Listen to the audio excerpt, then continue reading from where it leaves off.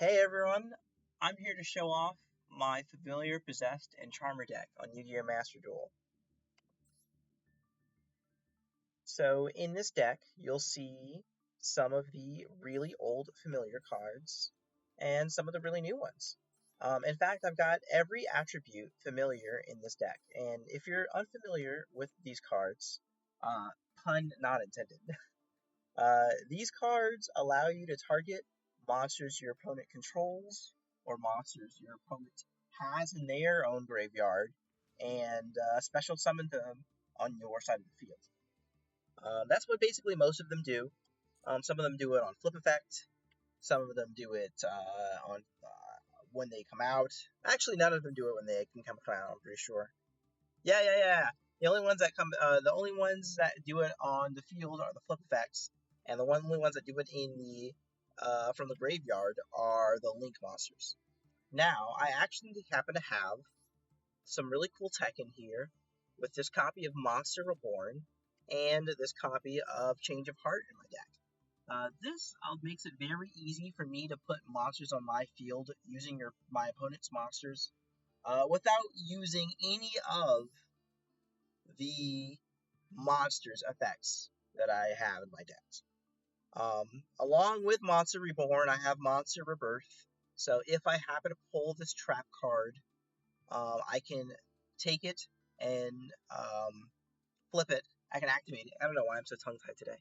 I can activate this monster's effect. I can activate this trap card effect to mill one Monster Reborn from my deck and activate it.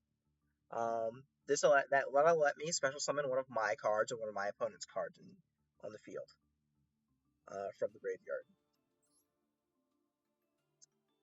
Last but not least, I have the familiars themselves. So Inari Fire, Gigapite, and Nefarious Archfiend are in this deck. Those cards come out when I have spellcaster monsters, such as the familiars, out already on the field. A little bit of interesting extra tech in here. I have 2 copies of the Tricky and 1 copy of Gaia, the Fierce Knight Origin. By discarding any this card, of course, the Tricky, you can discard a card and special summon this card. Oftentimes, you'll start with the possessed cards already in hand, and you really don't want that. But if you have the Tricky in hand, you can just discard the possessed mons, and it's no big deal. You can also discard the possessed mons with Gaia, the Fierce Knight Origin. And last but not least,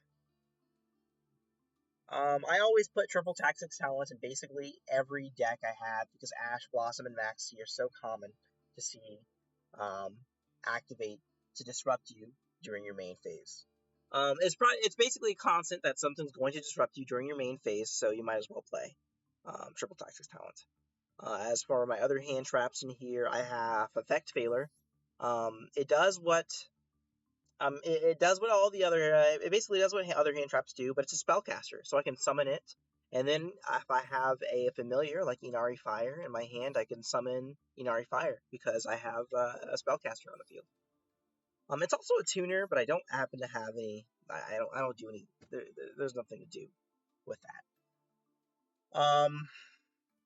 Is there anything? Oh, so not only do I not have Max C? Oh yes, Max C is in this deck. I'm trying some interesting tech with all my new decks now. Is adding Retaliating C and Sneaky C in the deck as well. That way, by having Retaliating C in my deck, if I'm lucky enough to pull it off, sometimes I'm unlucky, and this card doesn't find a situation to be special summoned. When Retaliating C is sent to the graveyard, I can add an Earth Insect monster with 1500 or less attack from my deck to my hand. That allows me to draw Maxi, which can be played that turn. Now, playing it that turn after you've drawn it, after your opponent has already special summoned a bunch of cards, yes, it's a bit slow, but drawing Maxi is always kind of cool, so I think I'm adding this new tree into my deck That's basically Retaliating C, Max C, and if I'm feeling especially saucy, I'll add Sneaky C.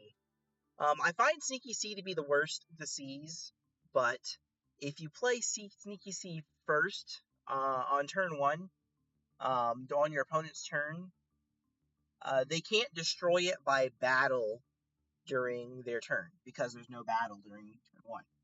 So it makes them have to use one of their effects that would destroy or banish a card on the field to stop Sneaky C from using its effect in the end phase. And that often requires them to use resources they would not have otherwise used. So that's pretty useful. And there's the deck. There's nothing super saucy about it. You just special summon a bunch of monsters in Link Climb. But it's always really funny taking your opponent's monsters. And I hope I can showcase it off in the upcoming replays.